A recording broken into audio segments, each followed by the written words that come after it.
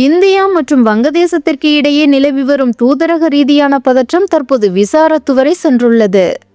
வங்கதேசத்தில் இந்து இளைஞர்கள் கொல்லப்பட்ட சம்பவமும் அதற்கு எதிராக இந்தியாவில் வெடித்த போராட்டங்களும் இரு நாடுகளுக்கும் இடையே பெரும் விரிசலை ஏற்படுத்தியுள்ளன. விளையாட்டுத் துறையிலும் இந்த பாதிப்பு எதிரொலித்துள்ளது.